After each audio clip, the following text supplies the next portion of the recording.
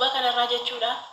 TikTok irraa jechuudha maal jechaa jiru nuti dulloomne akkamittiin sheekoliin keenya nu arrabsu akkamittiin sheekoliin keenya nu qeeqaa jiru nuti ijoolleedha nuti daa'ima jedhaniitu sheekoliitti duulaa jiru jechuudha warroon akka Faaxeefaa Muniira Kuullee jechuudha akkuma argitan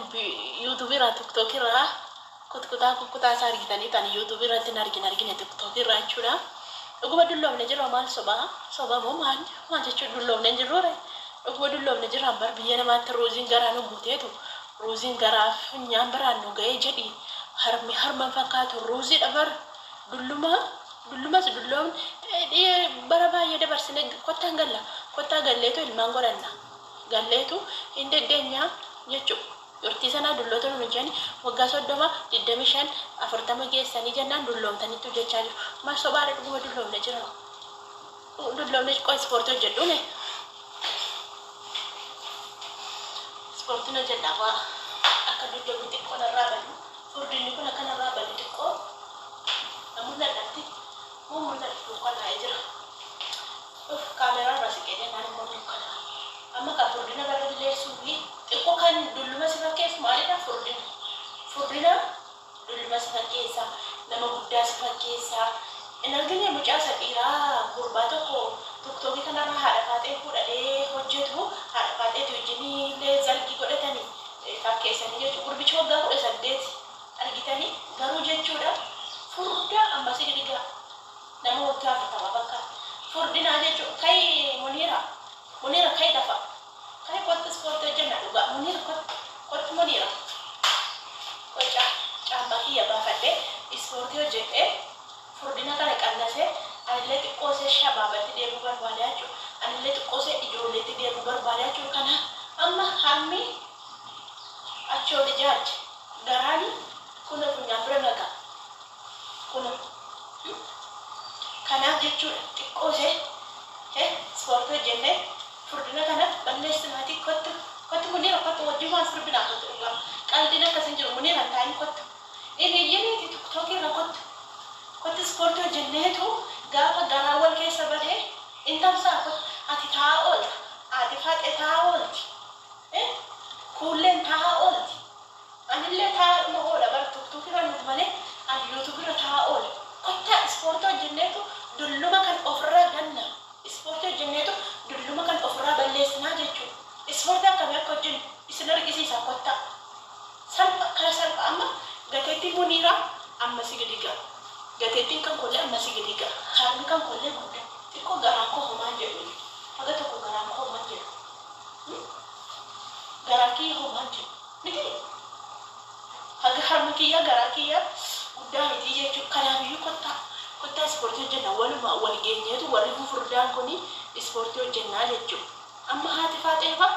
ijoolleen qabdu Kuulleen ijoollee qabdi Muniiraan illee ijoollee 3 qaba anillee taatu tokko qaba rakkoon qabu garuu jechuudha furdina kana kan dulluma nama dullumaa nu godhee kan nama furdaa nu godhe malee isaan balleessaan qaban isinis immoo YouTube irra TikTok irra waan hin taane hojjettu haasaan taane haasoftu ijoollee bismillahirrahmanirrahim atti dhufanii tokko natti dhufee addaan dura jechuudha kanaafii ispoortii hojjennaa amma ispoortii boci balleessu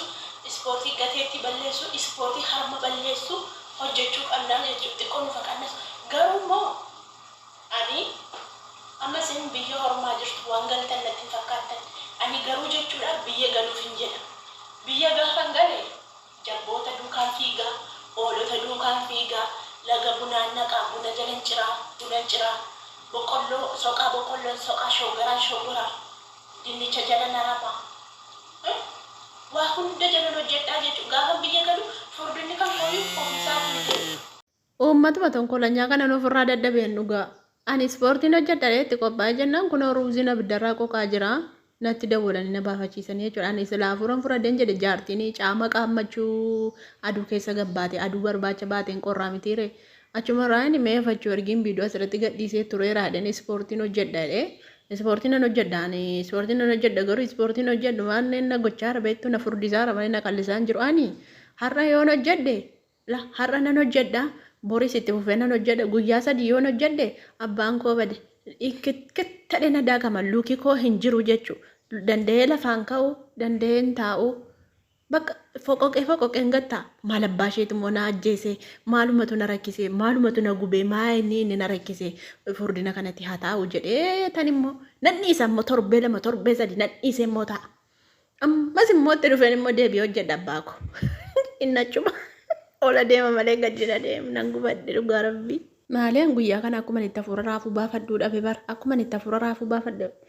Ammas viidiyoo addaan hin kute na waamanii gidduutti immoo jechuu tokkotu immoo dhufee na waamee maanii jedheen. Akkatti viidiyoo hojjedhu dhabe ani viidiyoo isa tokko irratti iyyuu galgalan hojjedha yoon akka tasaa immoo ajandaa argadde immoo gara guyyaa irratti yoo arge gattaa'e immoo hojjedha malee akkuma tasaa. Asirratti gadhiisaan jiru viidiyoo kan inni asirratti gadhiisuu dideeffanniidhaaf bar amma yuutuuba 2 wal fakkaataa ta'e beektaa nama caaltuu adabeedhanii jaartii muktaarii adabeedhanii viidiyoo wal fakkaataa gadhiisuu waan ta'eef anis immoo viidiyoo wal fakkaataan gadhiisaa fuulli kiyya tokko afaan kiyyallee tokko beekellee afaan jijjiirradhe naasa'uyyuu akkamitti haasa'uu laata asirratti. Beekna wallaahi ammallee kanaaf na qabachuun isaan oolu namtichi.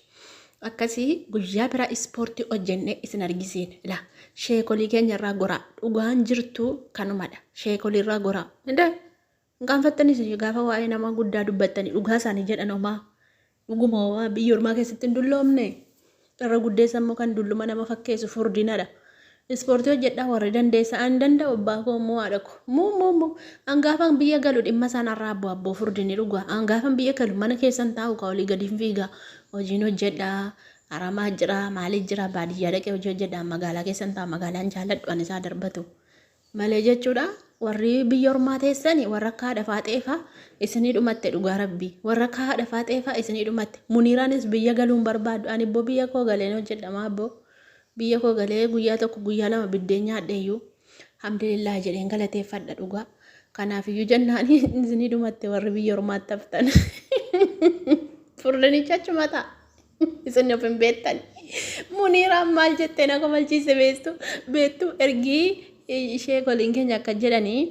mastaayitii fudhadheen jette mastaayitii of biran bulche jette of ammas muniiraan hin dulloomtee dheena of ilaala muniiraan hin dulloomtee dheena of ilaalatti kan ispoortii hojjedhu muniiraan dandeessuu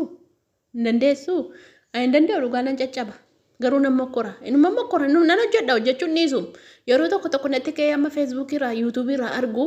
yeroo tokko zim jedhi lafaa ka'ee hojjedha asii guyyaa 2-3 walitti fufee bakka har'a nan dhukkubu har'a bakka na dhukkubaan jiru waan ta'eef itti fufee hojjedha aboo gaafan guyyaa 2-3 taa'u aboo garaan illee na dhukkuba dhugaa rabbii garaan illee na dhukkuba baay'ee idda ciccita natti fakkaata garaan na dhukkuba lakkii bookun onnee na dhoosaa jedheen dhiise dhugaa rabbii onnee na dhoosaa jedheen dhiise waan ammoo akka waa addaan cituun wayi natti fakkaata harma kiyya gajjallaadha waan ammoo onneen kiyya addaan na citu natti fakkaata dhugaa maabboo nattaafu hangaafan biyya galoo ofirraa buusa dhugaa gaafan jabboota horii duukaa fiiguu dhugaa an horiin horsiisa gaafan horii duukaa fiiguu dhimma ishee narraa buute furdin malabbaa isaanaa godhaa yoo dulloomte isiniin jedhan dhugaa isaanii jedhanii isinii waan hin taane haasoftanii fi abbaa barbaadan ol geeshitanii akka ijoollee taphattu waan hin taane haasofte isiniif jedhan malee isaanii akka hamaadhaaf isiniin hin jenne ittiin duulina irraa goraa isaan caalaa homaan beenu waan ta'eef nama guddaatti achi ol ba'uun kun hin ta'u dhugaa. Shem akkasi laayik godhaa Oromoo laayik godhaa.